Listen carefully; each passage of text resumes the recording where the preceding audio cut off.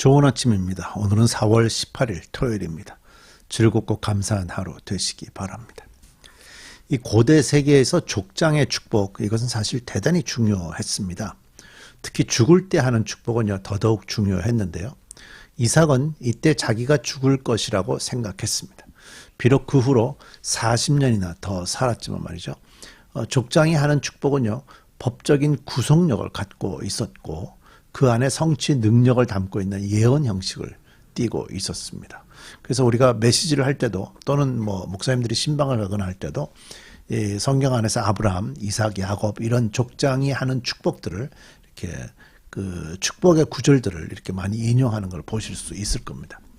자, 이 장은 상당히 서글픈 내용들이 좀 담겨 있지요. 여기 나오는 인물들 가운데서 믿음직하게 행동하는 사람은 하나도 없습니다. 그들은 한 가족이면서도요, 가족으로서 지녀야 할 서로 간의 신뢰나 맹세의 존중, 애정 어린 보호 이런 게 없습니다. 어제 말씀에서도 나왔듯이 에서가 맹세로 장자의 명분을 팔았다는 사실을 식구들이 모두 알고 있었던 것이 분명합니다. 자, 그 뒤를 이어가는 얘기 함께 살펴보도록 하십니다. 창세기 26장 34절부터 27장 14절 말씀입니다. 에서는요, 40살이 되던 해에 햇사람 브에리의 딸 유딧과 햇사람 엘론의 딸 바스맛을 아내로 맞았다. 이 두 여자가 나중에 이삭과 리브가의 근심거리가 된다. 이삭이 특별히 에서를 좋아했습니다. 맏아들이죠. 맏아들을 좋아했습니다. 왜 그랬을까? 아무튼 이삭이 에서를 편애한 것이 불행한 사건의 중요한 원인이 됩니다.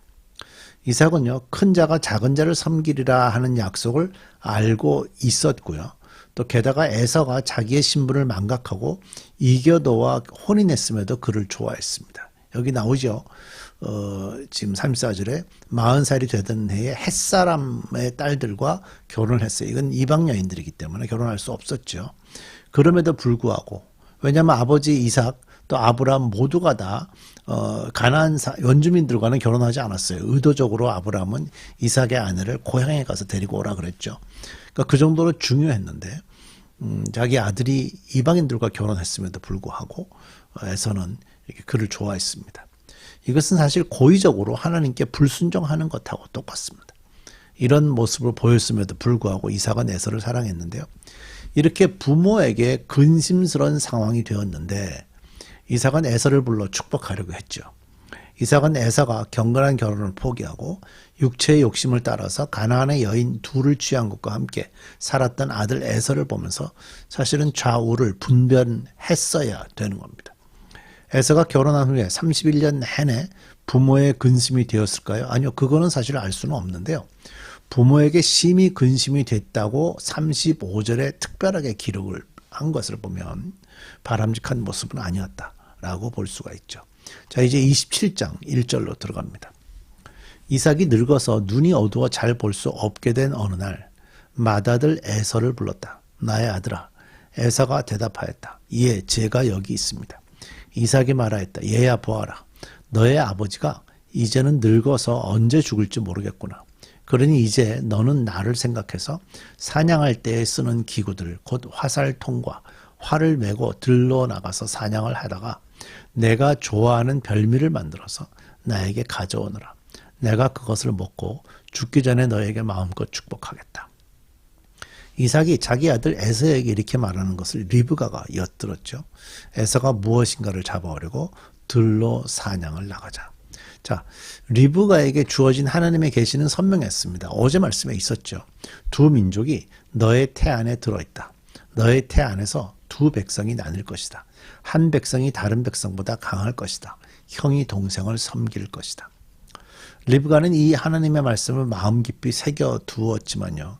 이삭은 그것을 깊이 생각하지 않았던 것으로 보입니다. 하나님의 뜻을 헤아리는 데 있어서 리브가는 훨씬 민감했습니다. 아브라함의 종이 자기 집으로 찾아왔을 때 리브가는 하나님의 뜻이라고 판단하자 가족들과 이별의 시간도 갖지 않고 즉각 따라 나서서 이삭에게로 갔죠. 우리가 이제 리브가 데리고 오는 그 장면을 우리가 묵상한 거 기억하시죠? 하나님의 뜻에 민감했던 리브가였기 때문에 이삭을 속이는 위험까지도 무릅썼을 것입니다. 이런 리브가의 편애는요, 하나님의 계신 말씀에 근거하시기 때문에 거짓말은 잘못이다 라는 원칙으로 우리가 좀 너무 단순하게 이렇게 판단하기는 좀 어렵습니다. 말라기에서도요, 그 말씀을 지지하는데 이렇게 돼 있어요. 말라기 1장 2절 3절입니다. 나 여호와가 말하노라. 에서는 야곱의 형이 아니냐. 나 주가 말한다.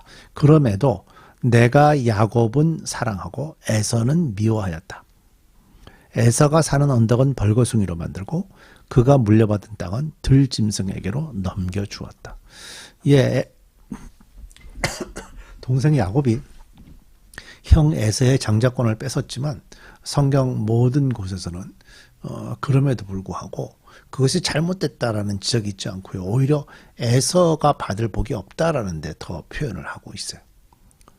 그러니까 하나님의 뜻에 민감했던 리브가의 모습이 잘 나타나고 있는 거죠. 6절입니다. 리브가는 아들 야곱에게 말하였다. 얘야, 나 좀 보자. 너의 아버지가 너의 형에게 하는 말을 내가 들었다. 사냥을 하다가 별미를 만들어서 아버지께 가져오라고 하시면서 그것을 잡수시고 돌아가시기 전에 주 앞에서 너의 형에게 축복하겠다고 하시더라. 그러니 얘야, 내 어머니가 하는 말을 잘 듣고 시키는 대로 하여라. 염소가 있는 데로 가서 어린 것으로 통통한 놈 2마리만 나에게 끌고 오너라. 너의 아버지가 어떤 것을 좋아하시는지 내가 잘 아니까 아버지가 잡수실 별미를 만들어 줄 터이니 너는 그것을 아버지께 가져다 드려라. 그러면 아버지가 그것을 잡수시고서 돌아가시기 전에 너에게 축복하여 주실 것이다. 야곱이 어머니 리브가에게 말하였다. 형 에서는 털이 많은 사람이고 나는 이렇게 피부가 매끈한 사람인데 아버지께서 만져보시면 어떻게 되겠습니까? 아버지를 속인 죄로 축복은커녕 오히려 저주를 받을 것이 아닙니까? 어머니가 아들에게 말하였다. 아들아, 저주는 이 어머니가 받으마. 내가 시키는 대로 하여라. 가서 2마리를 끌고 오너라. 그가 가서 2마리를 붙잡아서 어머니에게 끌고 오니 그의 어머니가 그것으로 아버지의 입맛에 맞게 별미를 만들었다. 리브가의 행동은 굉장히 위험한 행동이죠. 그 위험한 행동은 시작은 어디입니까? 이삭의 위험한 행동에서 시작이 됐어요. 야곱을 축복한 이후로 이삭이 43년을 더 살았다라는 것을 보면요. 야곱이 죽음에 임박해서 12아들들을 축복했다라는 것과 비교해 보면 매우 다른 시기였음을, 매우 이른 시기였음을 우리가 분명하게 알 수 있어요. 이삭은요, 야곱이 에서에게 형의 장자 명분을 샀다는 사실을 몰랐을까요? 알았을 겁니다. 가정에서 일어나는 일이니까 충분히 들었겠죠. 아니면 알았어도 야곱이 잘못한 짓으로만 보았을까? 아니요, 저는 이삭이 충분히 이 모든 것들이 장자권과 관계된 특별한 복에 대한 갈망하는 마음, 그것이었다는 걸 몰랐을 리는 없다라고 봅니다. 알고 있었음에도 불구하고요, 이삭은 분별 없이 하나님의 계시에 어긋나게 장소권을 에서에게 물려주려고 했습니다. 그것은요, 아주 단순하고 육체적인 이유 때문이었습니다. 에서가 장자였고 그가 사냥한 고기를 좋아하는 편애 때문이었습니다. 자, 그런 기준으로 판단해서 에서에게 축복하려고 한 것이 리브가가 보기에 매우 위험스러운 일로 보였습니다. 또 이삭은 그렇지만 또 에서와 야곱의 엄마 리브가는요, 남편 이삭을 속여서라도 야곱이 복을 받게 해야 된다라는 위험한 일을 계획하고 있었어요. 양쪽 다 굉장히 위험한 일들을 계획하고 있는 거죠. 아들에게 거짓말을 하게 해서라도 형에게 돌아갈지도 모르는 아버지의 축복을 야곱이 받도록 리브가는 저주까지도 무릅쓰는 위험을 감수했어요. 13절에 보면 아들아, 저주는 이 어머니가 받으마. 사실 이런 표현을 아무리 이렇게 아들을 축복하기 위해서 한다고 해도 이런 표현이 쉽지가 않은 편이죠. 엄마 리브가는 하나님의 복을 야곱이 당연히 받아야 된다고 생각했어요. 왜냐하면 야곱이 어릴 때부터 태어날 때부터 하나님이 하신 말씀들이 있었기 때문에 그 엄마들이 가지는 특별한 촉이 있잖아요. 그런 걸로 당연히 야곱이 받아야 된다고 생각을 하고 있었던 것 같아요.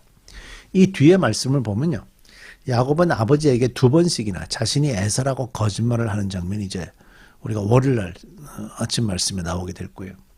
분변하지 못한 데서 생긴 이삭의 위험한 행동과 분별력을 가진 데서 생긴 리브가의 위험한 행동이 하나님의 일에 동시에 발생하고 있습니다. 큰 위기가 될 것 같지만 하나님은 이런 위험한 상황들을 에서나 리브가에게서 발견하고, 이삭과 리브가에서 발견하고 있고요. 또 쌍둥이 아들 에사와 야곱 사이에서 발견하고 있음에도 불구하고 큰 위기가 될 것 같은 이 상황 속에서 하나님은 그 모든 것을 합력하여 선을 이루어 가십니다. 하나님은 인간의 연약함, 약함, 어리석음, 무분별함에도 불구하고 당신의 뜻을 반드시 이뤄내시는 분이십니다.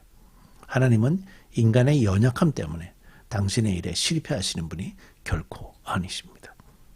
우리 기도하겠습니다. 하나님, 그렇습니다. 하나님은 역사를 이루시는 분이고 하나님이 뜻을 품으시면 품으신 뜻이 결과를 만들어내게 됩니다. 오늘도 우리가 그 하나님을 찬양합니다. 우리가 그 하나님을 또 배워갑니다. 내일 우리 주일입니다. 우리가 주께 나와 또 예배할 텐데 우리 브릿지 가족들을 보내시고 함께 모여서 예배하는 기쁨이 우리 모두에게 가득하게 하시고 우리가 마땅히 해야 될 하나님께 높이는 귀한 예배 되게 해 주옵소서. 예수님의 이름으로 기도드립니다.